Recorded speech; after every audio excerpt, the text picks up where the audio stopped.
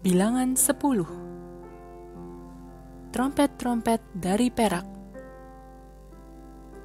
Tuhan berkata kepada Musa, "Buatlah 2 buah trompet dari perak tempaan untuk memanggil rakyat berkumpul atau untuk menyuruh mereka berangkat. Kalau keduanya ditiup panjang, berarti seluruh umat harus berkumpul di sekelilingmu di depan pintu kemahku. Tetapi kalau satu saja yang ditiup, berarti hanya para pemuka yang harus berkumpul di sekelilingmu. Kalau trompet ditiup pendek-pendek, itu tandanya suku-suku yang berkemah di sebelah timur harus berangkat.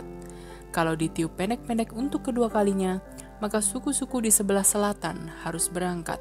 Jadi bunyi yang pendek-pendek berarti umat harus berangkat, sedangkan bunyi yang panjang berarti umat harus berkumpul. Trompet-trompet itu harus ditiup oleh para imam anak-anak Harun. Itulah peraturan yang harus kamu taati untuk selama-lamanya.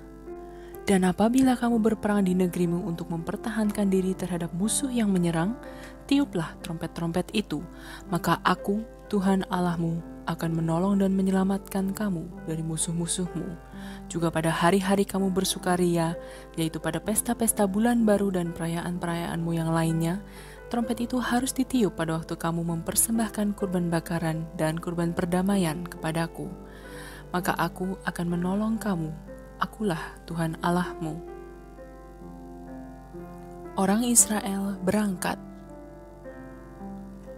Dalam tahun kedua sesudah bangsa Israel meninggalkan Mesir pada tanggal 20 bulan 2, naiklah awan dari atas kemah Tuhan. Lalu orang Israel berurutan berangkat meninggalkan padang gurun Sinai, dan awan itu berhenti waktu mereka sampai di padang gurun Paran. Itulah pertama kali mereka berangkat atas perintah Tuhan melalui Musa. Terdahulu berangkat laskar yang bernaung di bawah panji kesatuan Yehuda, pasukan demi pasukan. Nahason anak Aminadab pemimpin barisan suku Yehuda, Netanel anak Zuar memimpin barisan suku Isakar, dan Eliab anak Helon memimpin barisan suku Zebulon. Lalu kemah Tuhan dibongkar dan berangkatlah kaum Gerson dan Merari yang memikul kemah itu. Kemudian berangkatlah laskar yang bernaung di bawah panji kesatuan Ruben, pasukan demi pasukan.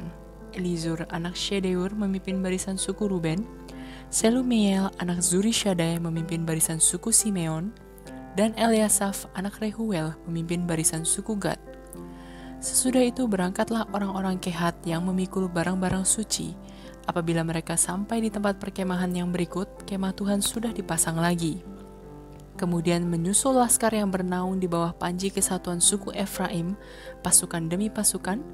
Elisama anak Amihud memimpin barisan suku Efraim, Gamaliel anak Pedazur memimpin barisan suku Manasye, dan Abidan anak Gideoni memimpin barisan suku Benyamin. Akhirnya berangkatlah laskar yang bernaung di bawah panji kesatuan suku Dan. Mereka adalah pengawal belakang semua kesatuan. Mereka berjalan pasukan demi pasukan. Ahiezer anak Amishadai memimpin barisan suku Dan, Pagiel anak Okran memimpin barisan suku Asher, dan Ahira anak Enan memimpin barisan suku Naftali. Itulah urutan berbaris orang Israel, pasukan demi pasukan setiap kali mereka berangkat untuk pindah. Musa berkata kepada iparnya, Hobab anak Rehuel orang Midian, "Kami akan berangkat ke tempat yang menurut kata Tuhan akan diberikan kepada kami. Tuhan telah menjanjikan yang baik kepada orang Israel. Jadi ikutlah, kami akan berbuat baik kepadamu." Jawab Hobab, "Terima kasih, tapi saya ingin kembali ke kampung halaman saya." "Janganlah meninggalkan kami," kata Musa. "Engkau dapat menjadi penunjuk jalan bagi kami, sebab engkau tahu di mana kita dapat berkemah di padang gurun. Jika engkau ikut, maka segala yang baik yang Tuhan lakukan bagi kami, akan kami lakukan juga bagimu." Bangsa Israel berangkat. Sesudah bangsa Israel meninggalkan Sinai, gunung kediaman Tuhan, mereka berjalan 3 hari lamanya. Peti perjanjian Tuhan selalu dibawa mendahului mereka untuk mencari tempat berkemah bagi mereka. Apabila mereka berangkat dari tempat perkemahan, awan Tuhan selalu ada di atas mereka pada siang hari. Setiap kali peti perjanjian itu akan diangkut, Musa berkata, "Bangkitlah ya Tuhan, cerai-beraikanlah musuhmu, sehingga orang yang membenci engkau melarikan diri." Dan setiap kali peti perjanjian itu sampai di tempat perhentian, Musa berkata, "Kembalilah ya Tuhan kepada ribuan keluarga Israel." Bilangan 11. tempat yang bernama Tabera. Pada suatu hari, bangsa itu mulai mengeluh kepada Tuhan tentang kesukaran-kesukaran mereka. Mendengar keluhan-keluhan itu, Tuhan menjadi marah dan mendatangkan api ke atas mereka. Api itu merambat di antara mereka dan menghanguskan sebagian dari perkemahan. Orang-orang itu berteriak-teriak minta tolong kepada Musa. Lalu Musa berdoa kepada Tuhan, maka padamlah api itu. Karena kejadian itu, tempat itu dinamakan Tabera, karena di situ api Tuhan berkobar di tengah mereka. Musa memilih 70 orang pemimpin. Dalam perjalanan orang-orang Israel itu, ada juga orang-orang asing yang ikut. Mereka itu ingin sekali makan daging, dan orang Israel juga mulai mengeluh. Kata mereka, coba ada daging untuk kita. Kita teringat pada ikan yang kita makan dengan cuma-cuma di Mesir, pada mentimun, semangka, prei, bawang merah, dan bawang putih. Sekarang kita kehabisan tenaga karena tak ada makanan selain mana saja yang kita lihat. Rupa mana itu seperti biji-biji kecil, warnanya putih kekuning-kuningan. Pada malam hari, mana itu jatuh bersama-sama dengan embun ke tempat perkemahan. Pagi-pagi orang-orang berjalan kian kemari untuk mengumpulkannya, lalu menggiling atau menumbuknya menjadi tepung dan membuatnya menjadi kue bundar yang gepeng. Rasanya seperti kue yang dipanggang dengan minyak zaitun. Musa mendengar orang-orang Israel itu mengomel, sambil berdiri berkelompok-kelompok di depan pintu kemah mereka. Lalu berkobarlah kemarahan Tuhan sehingga Musa merasa sedih. Maka berkatalah ia kepada Tuhan, "Mengapa engkau menyusahkan saya begini? Apakah engkau tidak senang kepada saya? Mengapa engkau menyerahkan tanggung jawab atas semua orang itu kepada saya? Sayakah yang mengandung atau melahirkan mereka itu? Mengapa engkau menyuruh saya menjadi seperti seorang pengasuh yang menggendong anak kecil, sehingga saya harus mengasuh mereka terus-menerus sepanjang perjalanan ke tanah yang kau janjikan kepada leluhur mereka? Lihatlah, mereka terus merengek minta daging, dan di manakah harus saya cari daging untuk semua orang itu? Tak sanggup saya memikul tanggung jawab sebesar itu. Terlalu berat tugas itu bagi saya.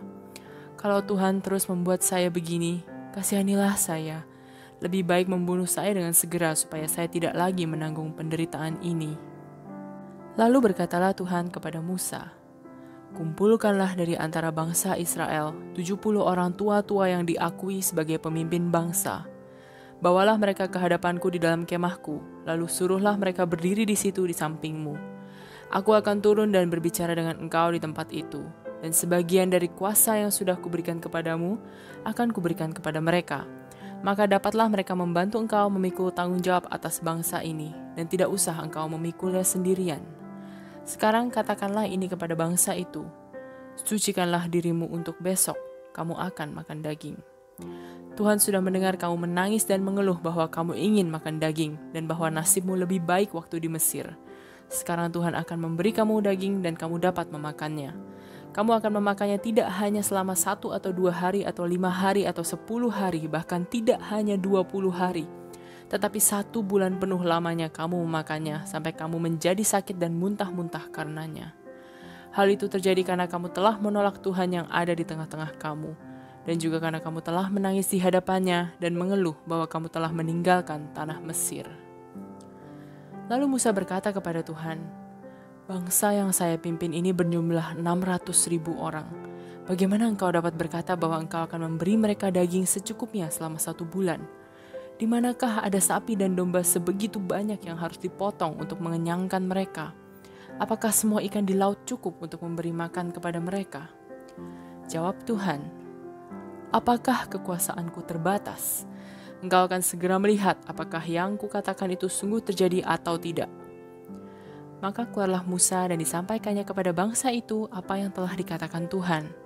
Musa mengumpulkan 70 pemimpin dan menyuruh mereka berdiri di sekeliling kemah Tuhan. Lalu Tuhan turun di dalam awan dan berbicara kepada Musa. Tuhan mengambil sebagian dari kuasa yang telah diberikannya kepada Musa dan memberikannya kepada ke-70 pemimpin itu. Ketika roh Tuhan itu turun ke atas mereka, mulailah mereka berseru seperti nabi, tetapi tidak lama. 2 di antara ke-70 pemimpin itu, Eldad dan Medad, tinggal di perkemahan dan tidak pergi bersama-sama dengan yang lain ke kemah Tuhan. Di perkemahan itu, roh turun ke atas mereka, dan mereka berdua pun mulai berseru-seru seperti nabi. Lalu seorang pemuda lari keluar untuk memberitahukan kepada Musa apa yang terjadi pada Eldad dan Medad. Yosua anak Nun yang telah membantu Musa sejak masa mudanya berkata kepada Musa, "Suruhlah mereka berhenti, Pak." Musa menjawab, "Mengapa engkau memikirkan saya? Saya malah mengharap supaya Tuhan memberikan rohnya kepada seluruh bangsanya dan membuat mereka semua menjadi nabi." Lalu Musa kembali ke perkemahan bersama ke-70 pemimpin Israel itu. Tuhan mendatangkan burung puyuh. Tiba-tiba Tuhan mendatangkan angin dari laut. Angin itu membawa burung-burung puyuh yang terbang rendah sekali sampai 1 meter di atas permukaan tanah. Mereka berterbangan di atas perkemahan itu sampai sejauh beberapa kilometer di sekitarnya. Sepanjang hari itu, sepanjang malam dan sepanjang hari berikutnya, orang-orang asik menangkap burung puyuh. Setiap orang menangkap paling sedikit 1.000 kilogram. Burung-burung itu mereka serakkan di sekeliling perkemahan supaya menjadi kering.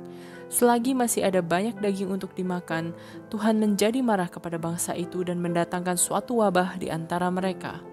Maka tempat itu dinamakan kuburan kerakusan, karena di situ dikuburkan orang-orang yang mati karena rakus. Dari situ bangsa itu pindah ke daerah Hazerot, lalu berkemah di tempat itu.